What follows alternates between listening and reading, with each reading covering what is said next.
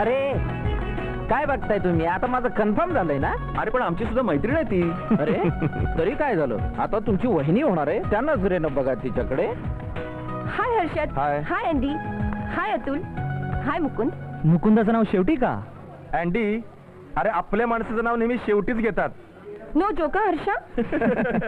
मुकुंद, काय झालं? तू गेला होतास ना कंपनीत? काय होणार? No vacancy. लेखा, तू सोडून दुसरीकडे कुठेही नो वेकन्सी आहे त्याला. इथेच कसा वशिला लावलाय काय माहित? ए गप्पे. अँडी, फटका कशीला आता? फटका खाण्याचा मान मुकुंदाचा. हं, हा. आम्ही निघतो आता.